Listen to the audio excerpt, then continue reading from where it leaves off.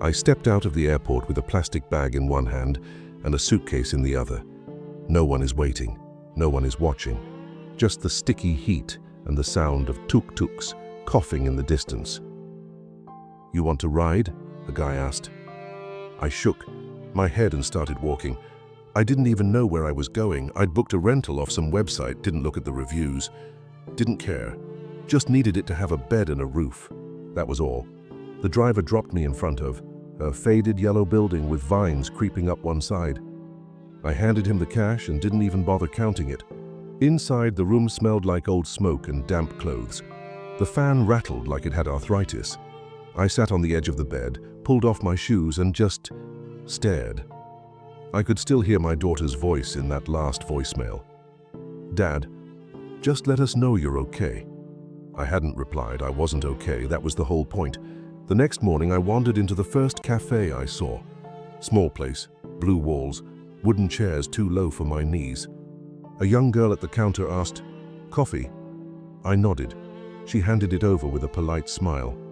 I sat in the corner, watching the motorbikes pass.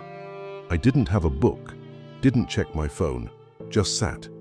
That became my routine. Same cafe, same corner, same coffee, day after day.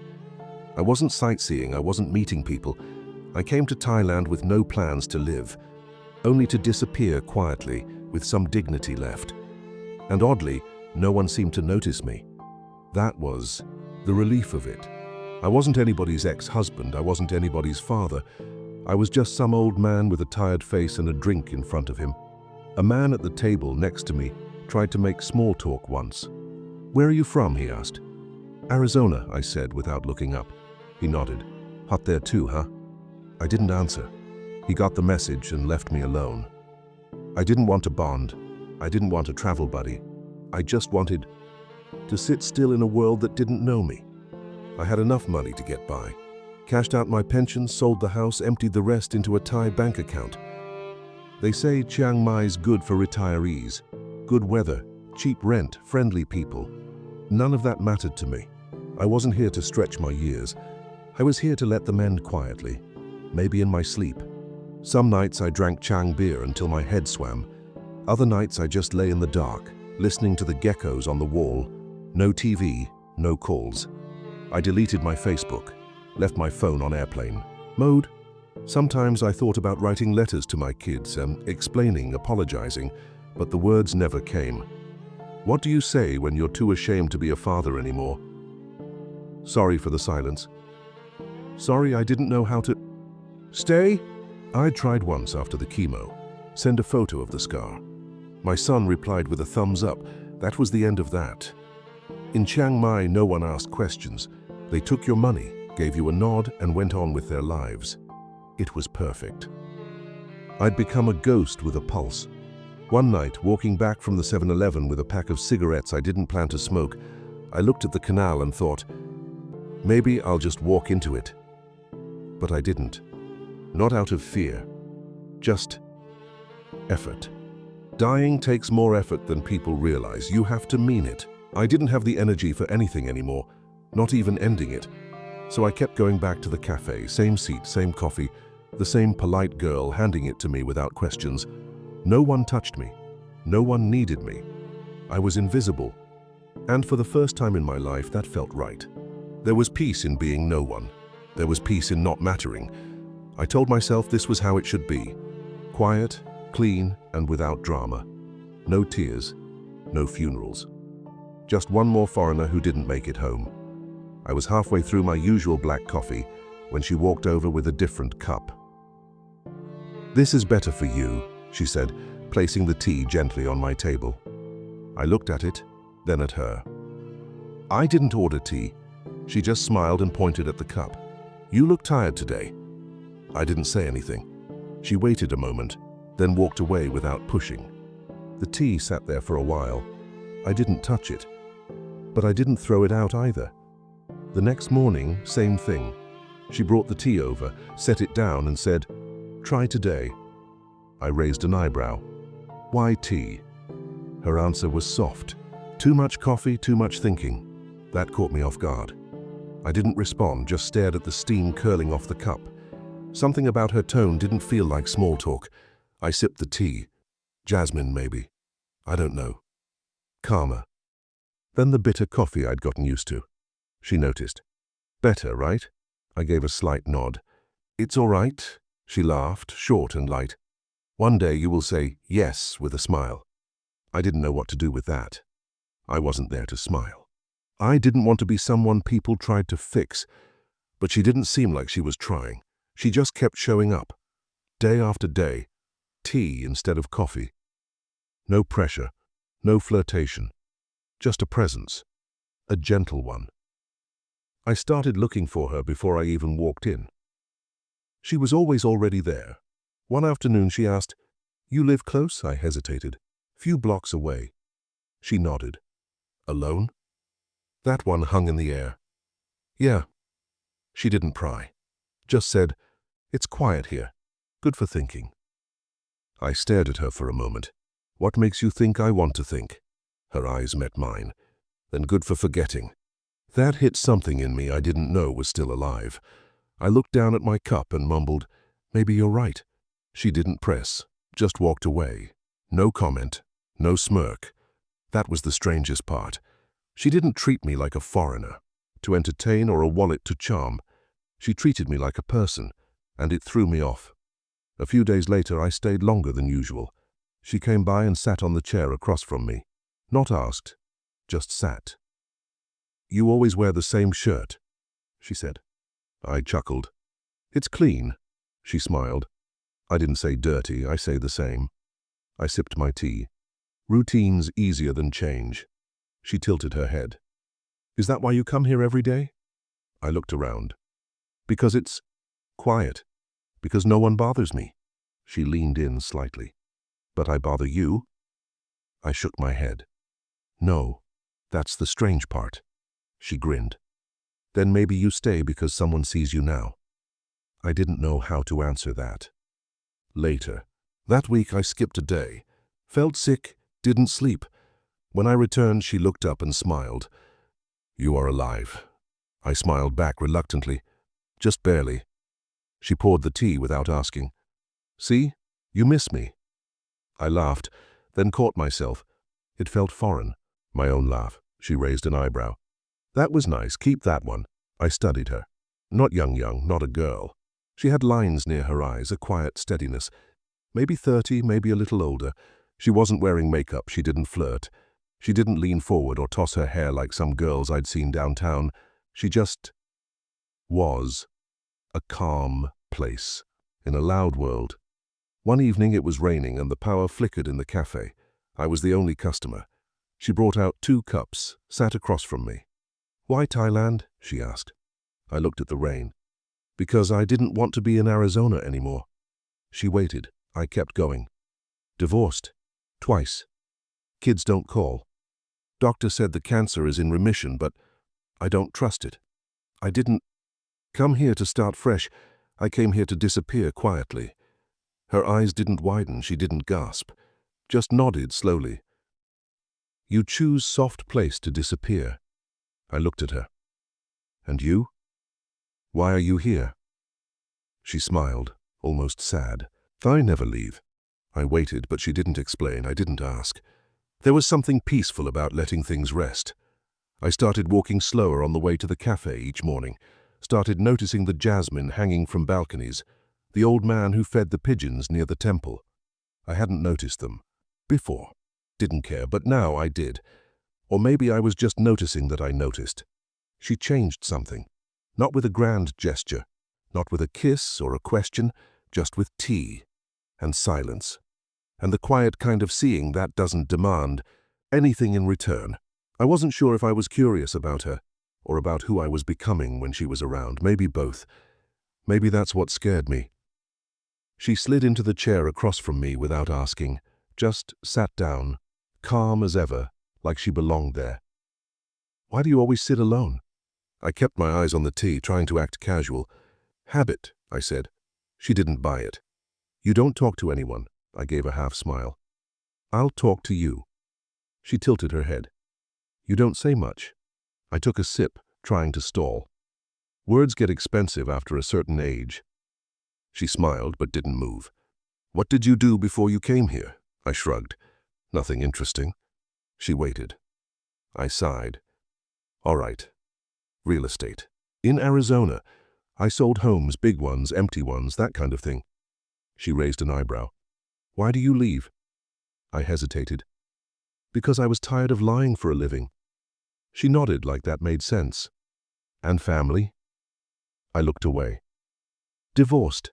Twice. My voice dropped. I have 2 kids. They don't really call. She didn't flinch. Didn't say sorry. Just listened. That silence felt heavier than any words. What about your health? She asked gently. That one hit harder. I hesitated. I had cancer, stage 3. Doctor said it's in remission. I don't believe him. She leaned forward. But you still wake up. I looked at her. I don't know why some days. Her eyes softened. Because you still have something left. I laughed, bitter. What? Tea and quiet mornings? She nodded. Maybe that's enough. For now. I looked at her face. Calm. Unbothered. No pity. Just presence. That did something to me I didn't expect. It made me feel visible. I ran a hand through my hair. Have you ever sat with customers like this? She shrugged. No, but you do not like other customers. How's that? I asked. She smiled. You don't pretend to be happy. I chuckled. That's one way to put it. She added, but maybe now you want to try. I opened my mouth to argue, but I didn't, because she wasn't wrong. Lately I had been arriving a little earlier, staying a little longer. Watching the door before she appeared, she asked, what do you miss most? I thought for a moment. Silence that doesn't feel lonely. She nodded slowly. Here it can be both. I nodded back. That's the scary part. I shifted in my seat. I used to be someone people looked to for answers. Now I can barely answer a question about myself. She smiled again, soft. You just answered 5. I looked at her and said quietly, I don't know why you keep sitting with me. She looked me in the eyes. Because you don't scare me. That silence between us wasn't awkward. It was full of things I didn't say and maybe she didn't need to hear. I finally admitted, you're the only person I talk to all day. She nodded. Same for me, maybe. That surprised me. You don't have a boyfriend? She shook her head. Too busy, too tired, too much noise. I smiled. That's a good list. She added. And some men want too much too fast. I understood that more than I wanted to. I'm not like that. She looked down, then up. I know. She stood up, brushing her hands on her apron. I'm going back to work now. I nodded. Thanks for sitting. She smiled. I will sit again tomorrow. I watched her walk away, and I knew, deep down, I'd be back earlier the next day. Not for the tea, not for the quiet, for her. For the strange warmth that came with being seen, not fixed, just seen. I want to show you something, she said, standing beside my table with a bag over her shoulder. I looked up. Now? She shook her head. Tomorrow. Are you free? I started to say no, but stopped. Where? She smiled. My friend's farm in the hills. It's quiet. I hesitated. How long? One night? I didn't know why I agreed. I hadn't left the city in months, but I heard myself say, all right. The next morning, she met me outside the café. You bring a sweater? I raised an eyebrow. In Thailand? She grinned. Mountains cold, you'll see. The drive took 2 hours. We didn't talk much, just the hum of the motorbike and the wind in my ears. I held on loosely, watching the city fade into green. By the time we reached the top, the air had changed, lighter, quieter. The farm was simple. Wooden hut, wide garden, chickens scratching near a bamboo fence. This is it? I asked. She nodded. Beautiful, right? I looked around. Yeah, I said. Yeah, it is. Her friend, an older woman with a sun-worn face, handed us a plate of sticky rice and grilled chicken. We sat on the porch. Nisha handed me chopsticks. Show me your skills. I fumbled. She burst out laughing. You hold it like a knife. I tried again. I'm doing my best here. She leaned over, adjusted my fingers. Like this. Gentle. Our hands touched. I didn't pull away. After dinner, we walked the edge of the property. Orchids hung from tree branches. A small stream bubbled in the distance. You come here often? I asked. When I want quiet, she said. Same reason I came to Thailand, I murmured. She looked at me. But now you stay for tea? I smiled. Maybe. She sat on a rock near the stream. You still think about dying? I didn't answer right away. Less than before. She nodded slowly. That's something. As the sun dipped below the hills, she lit a small fire near the hut. A hammock swayed between two trees. She pointed. You try. I raised an eyebrow. I'll fall out. Then I laugh again, she teased. I sat carefully, the ropes creaking. She handed me a blanket, then curled up in the hammock beside me without asking. Okay, she whispered. Yeah, I said. More than okay. We stared at the stars, no cars, no noise. Just the crackle of firewood and the sound of her breathing next to mine. Do you regret coming here? She asked. I thought about it. I came here to disappear. But you didn't, she said. Not yet, I replied. She turned slightly. You think you're broken, but maybe you're just waiting for the right place to be whole again. I didn't know what to say to that, so I stayed silent. She didn't fill it. That was the difference. She never rushed into silence. Eventually, her breathing slowed. She fell asleep, head resting lightly on my shoulder. I looked at her face, lit by the fire, peaceful, trusting. I hadn't earned that trust, but she gave it anyway. And for the first time in years, I didn't feel like an intruder in my own life. I didn't feel like I was counting days. I felt here. I listened to the wind in the trees, the quiet rhythm of her breath, and I let myself believe, just for that night, that maybe I wasn't done living yet. The morning after the farm, I showed up earlier than usual. She was already behind the counter wiping a mug dry. I walked straight up to her, leaned in and kissed her cheek. Light, careful, just enough to ask without asking.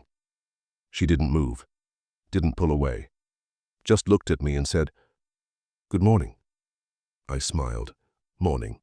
She handed me the tea without a word, same as always, but this time her fingers lingered on the cup just a second longer. I sat in my usual seat, but I couldn't focus on the street like I usually did. I kept looking back toward the counter. She caught me once, smiled, and mouthed, You okay?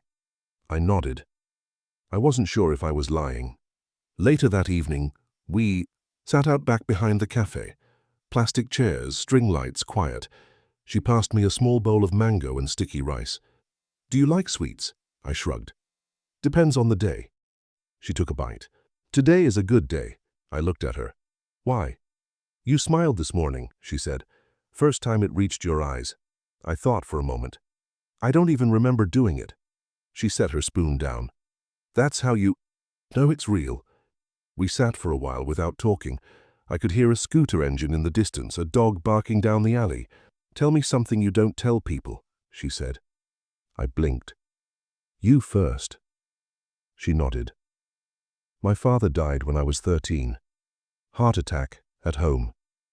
I lowered my head. I'm sorry. She shook her head. Not your fault. I asked, Did you have anyone else?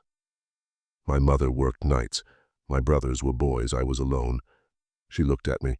It's worse when no one tries to be close. That hit hard. I stared at my hands.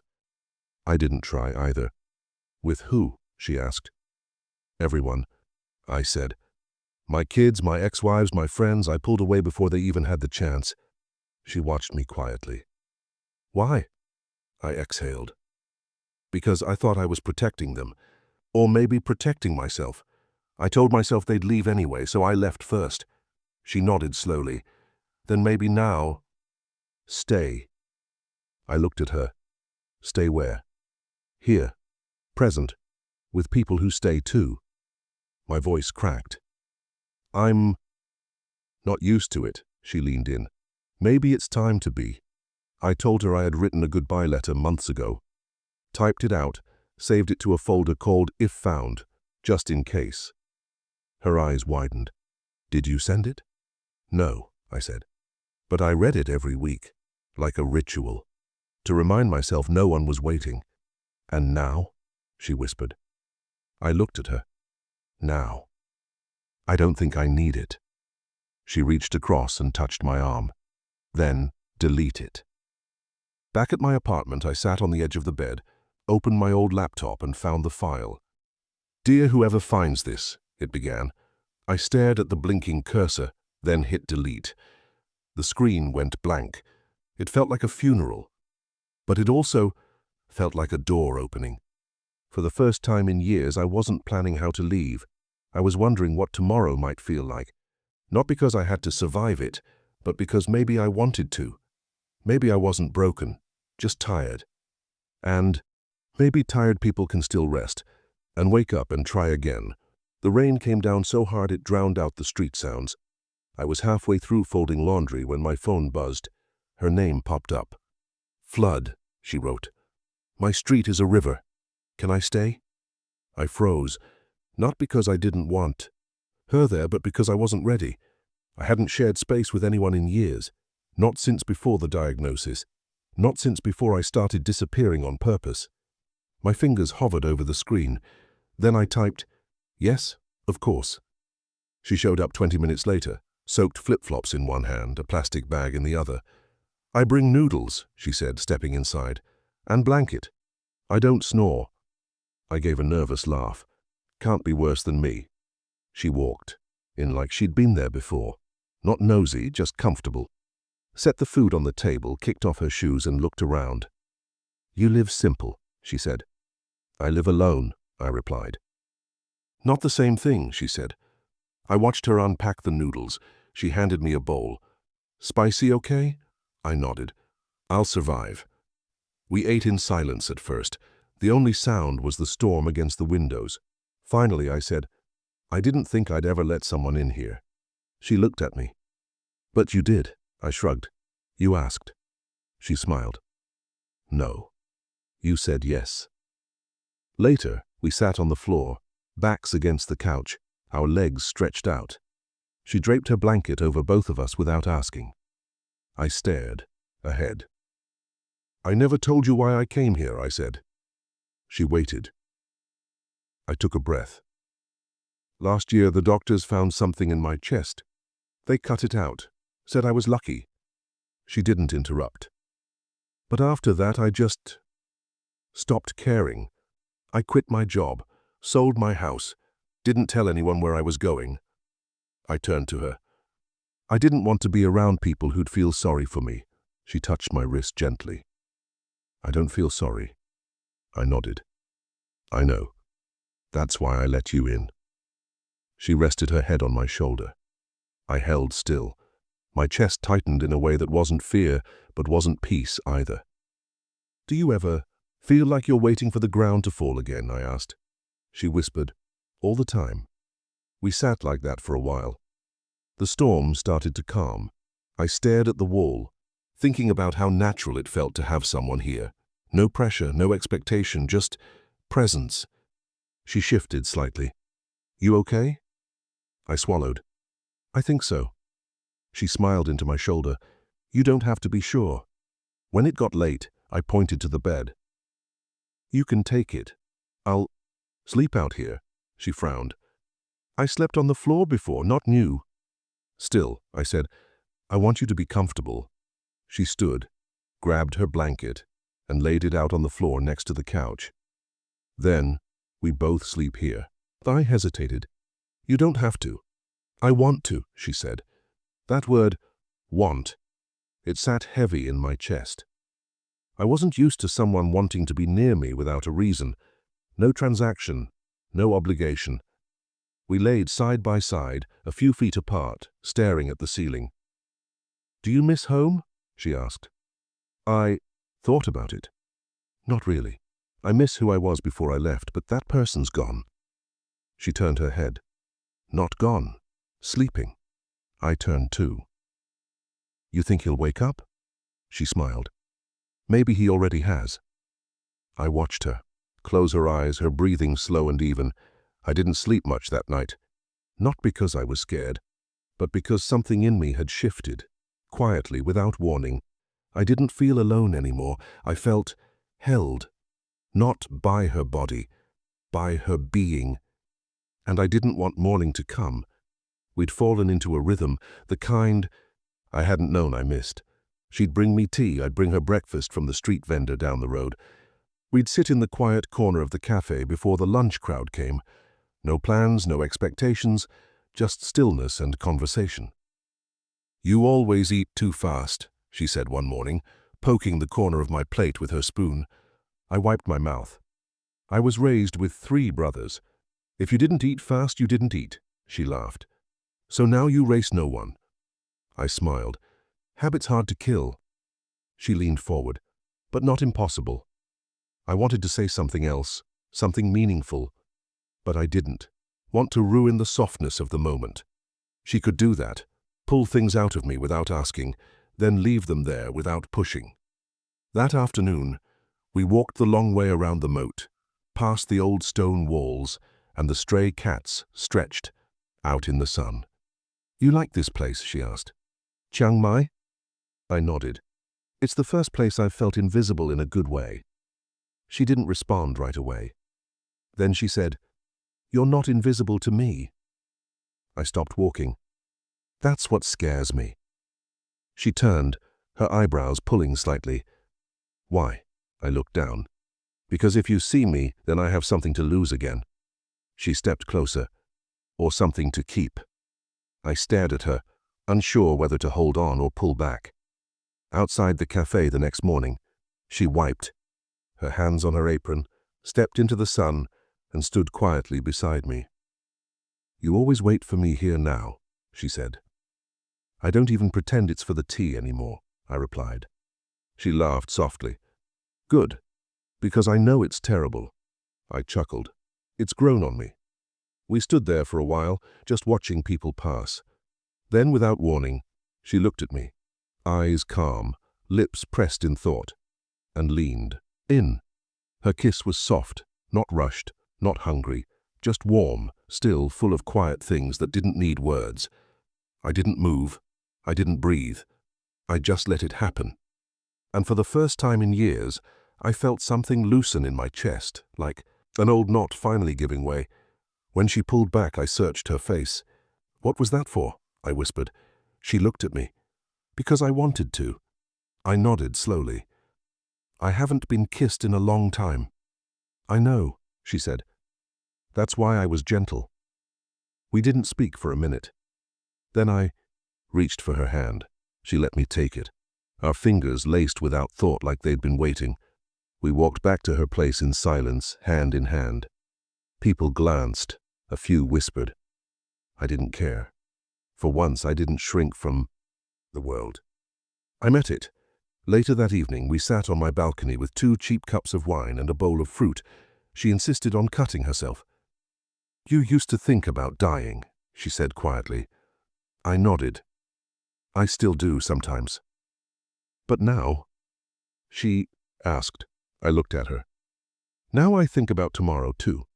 She smiled. That's enough for me. I took a breath and let it out slowly. The night air was thick with jasmine. I hadn't noticed it before. You make things quieter, I said. She rested her head on my shoulder. No, she murmured. You were always quiet. I just listen. And that was it. No fireworks, no big confessions. Just hands held in the dark, soft breath on my shoulder, and the quiet hum of something starting. Not passion, not infatuation. Something slower. Something real. I didn't know where it would go, but for the first time in years, I wanted to find out. He showed up without warning, leaning against the cafe wall like he owned the place.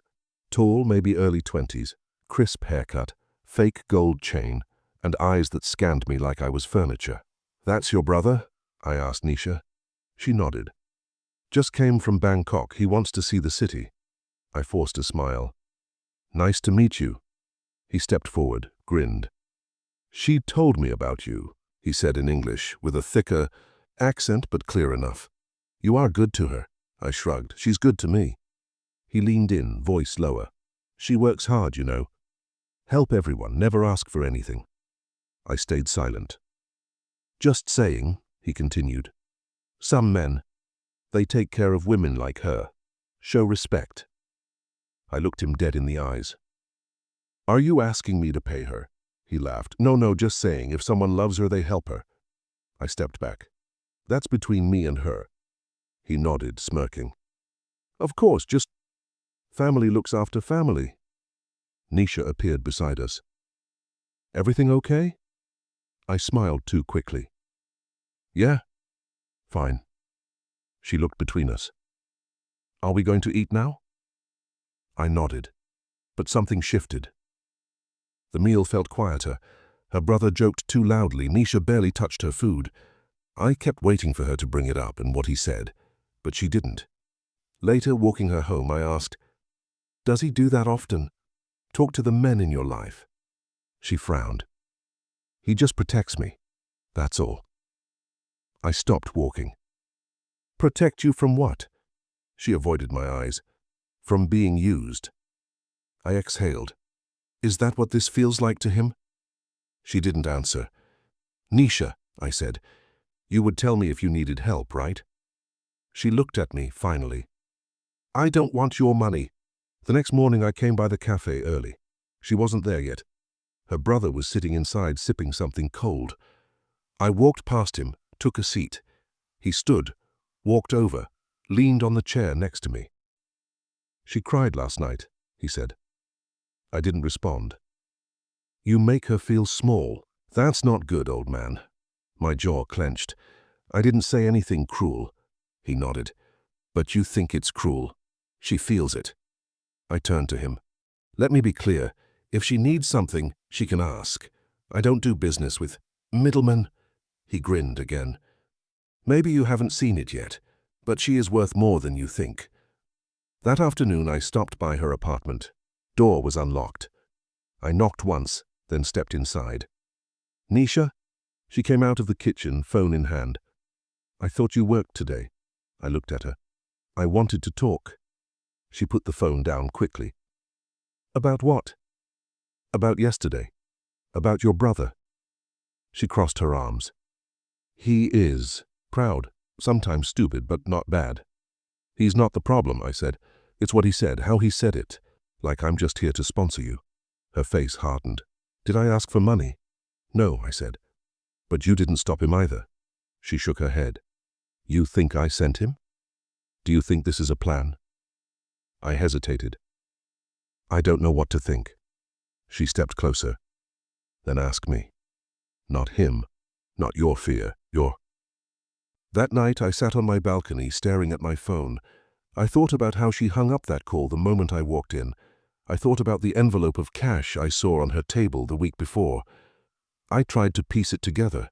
I didn't want to be paranoid. But something in me curled tight. I didn't want to ask, but I needed to know. Was I just a quiet bank account with a weak heart and no family to call home? The next morning, I walked past the cafe without going in. I didn't look through the windows. I just kept walking, wondering if peace had been real, or if I'd simply paid enough not to notice the price. I waited until we were alone on the balcony. She was picking the stems off some basil leaves, placing them into a bowl without looking at me. I cleared my throat. Why didn't you tell me what your brother said? She didn't pause.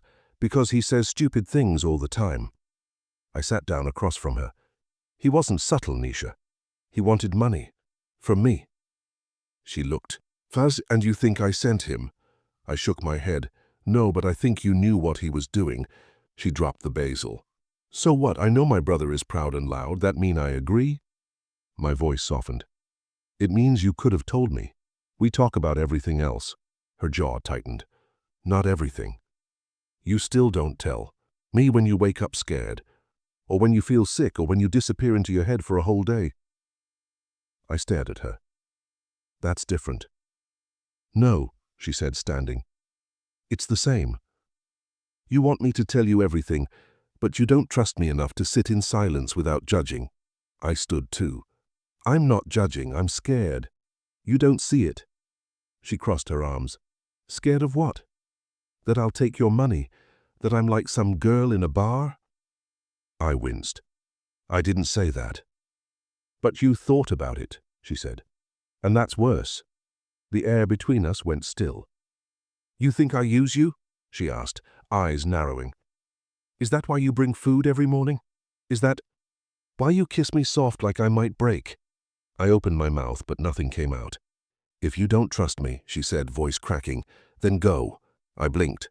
What? Go, she repeated, because I can't love someone who thinks love has a price.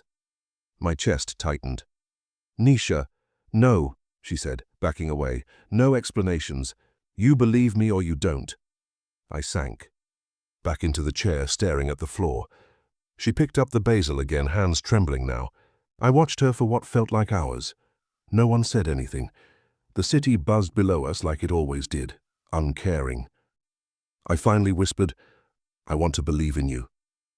She didn't look at me, just turned, walked inside, and shut the door behind her. And in that quiet, with the scent of basil and rain and everything I never said, I realized I might have just lost the only person who ever looked at me like I was something whole. I stopped going to the cafe, first one day, then two, then 5. I stayed in my room, listened to the fan wobble in the ceiling, watched the shadow of a plant crawl across the tile from sunrise to sundown.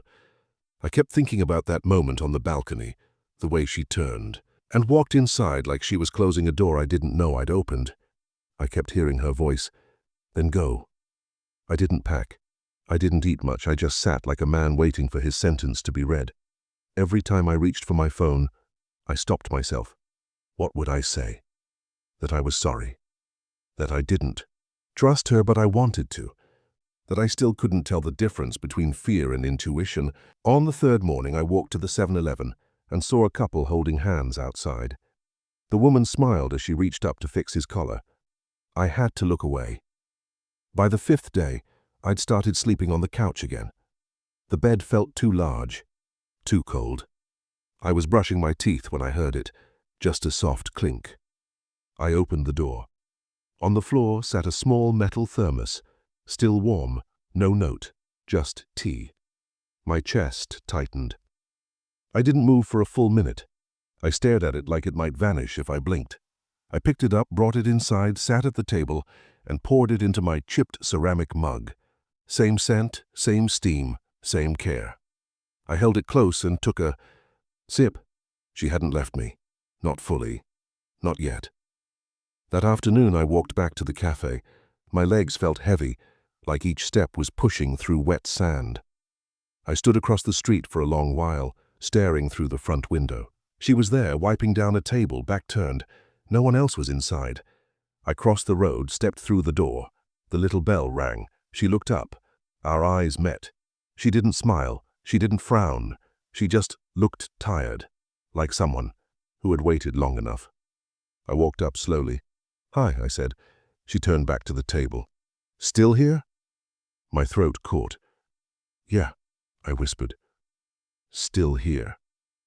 She nodded once and didn't say anything else. I sat at my usual seat. She brought over a cup of tea and placed it gently in front of me. I looked up. Thank you. She sat across from me, wiping her hands with a cloth. You stopped coming. I nodded. I didn't know what to say. She folded the cloth. You could have said nothing, but still come. I reached across the table, not grabbing her hand, just resting mine there, open. She stared at it, then slowly, quietly, placed hers over mine. It wasn't a romantic gesture. It was something deeper, a language I didn't understand until then. I was afraid, I said, not of you, of losing something real. She didn't blink. You almost did. I nodded. I know. We sat like that for a while. No one else came in. The street outside buzzed with scooters and sun, but in that moment, the cafe felt sealed off from the world. I looked at her, and for once I didn't see a question or a doubt. I saw someone who was still there, even after the storm, even after me. Later that night, I sat on my balcony, same chair, same angle. The city felt different, softer, like I'd been looking at it through fogged glass, and someone finally wiped it clean. I poured a little more of the tea into my cup, now cold. I held it anyway. I wasn't sure what we were now. We hadn't kissed, we hadn't said anything dramatic or final, but she'd taken my hand. She hadn't walked away, and somehow that felt more permanent than anything else we'd shared. The next morning I woke before the alarm. The light hadn't changed much yet, just a faint blue across the curtain. I laid there and realized something strange. I didn't feel the weight, the dread, that ache in my chest I'd grown used to greeting every morning like an old enemy. It wasn't there. For the first time in decades, I woke up and didn't think about disappearing. I thought about the walk to the café. I thought about the way she said, "Still here," like it meant everything and nothing all at once. I thought about the silence between us and how it had stopped feeling like a gap and started feeling like shelter. I took a shower, put on a clean shirt, even shaved. I looked at myself in the mirror and didn't flinch. I still looked tired, still looked old, still looked like someone who'd been through it. But I didn't look like someone who'd given up. I looked like someone trying again. One cup of tea, one step forward. One soft voice reminding me that not everything is lost, just because you've been hurt. I don't know if this is forever. I don't even know what we are. But I know I'm not alone. And for now, that's enough.